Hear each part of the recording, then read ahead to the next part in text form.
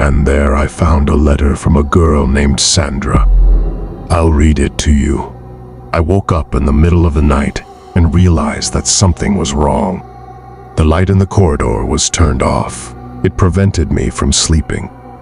I went to turn it off. Turning off the light, I froze in horror. I saw the silhouette of a woman with a gloomy expression on her face. When I turned on the light, the woman disappeared. My legs gave way from horror. I turned the light on and off. I ran back to my room and left the door ajar. My heart was beating so hard that I could barely breathe. Fear gripped me, and I realized that this ghost was not going to leave my house. I heard rustling near my bed, and the light in the corridor turned off. I felt that someone would appear now. The head of a creepy woman came out from behind the cabinet. I tried to scream, but no sound came out of my throat. I was locked in my own fear. My room became a dark cage from which there was no escape. She told me, "You live in a damn house. Now, you are cursed too. I will chase you." And she disappeared. A young married couple, David and Louise, decided to buy a house on the outskirts of the city in Colorado to start a new life away from the hustle and bustle. Their new house was old and inexpensive. The couple was delighted with its beauty and potential. From the first days of staying in the house, strange events began to occur. At night, they heard heavy footsteps on the stairs, sounds of grinding and crying in the attic. Louise began to see shadows flickering in the corners of her eyes, and David felt the presence of someone nearby, even when no one was there. One day, while exploring the attic, they discovered an old box containing dusty photographs and letters dating back to the house's previous owners. From the letters, it became clear that a tragic story had happened in the house. A young girl was killed by her jealous lover, who then committed suicide. Every day, the strange events in the house became more intense and threatening. Louise began to lose her mind, and David felt that he was becoming aggressive. The house filled him with negative energy. The next day, David began to hear a voice that ordered him to kill Louise. He told her about it. Louise was in shock.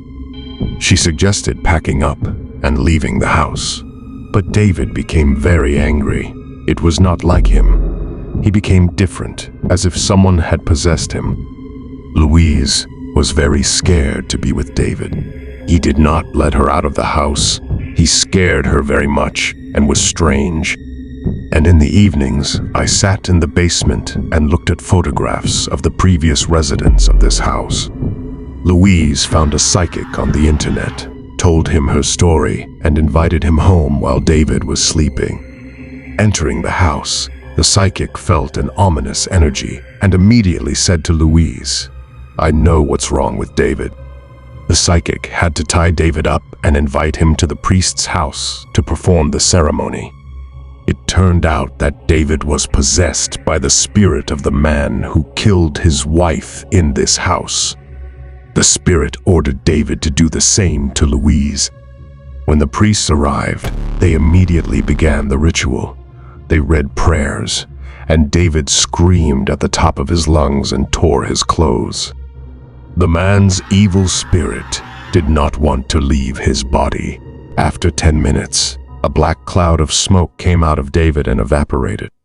David himself lost consciousness and came to his senses an hour later. He did not remember anything. He said that it was as if someone had been controlling him all this time. The couple immediately packed their things and left the house. After this incident, the house was removed from sale. No one else can enter it.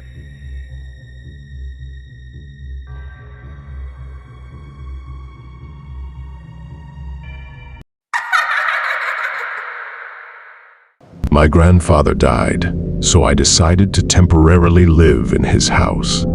My parents always forbade me to go there, so I went to my grandfather's house secretly from them. This was a big mistake. I was left alone, watching TV. The time was 12 o'clock at night. I started to hear the front door creak. The door was iron and it shouldn't have creaked. I thought this was strange, but I continued watching TV. After 10 minutes, there was a knock and someone was singing an eerie song. I was very scared and didn't know what to do. The house was located in a village next to a cemetery.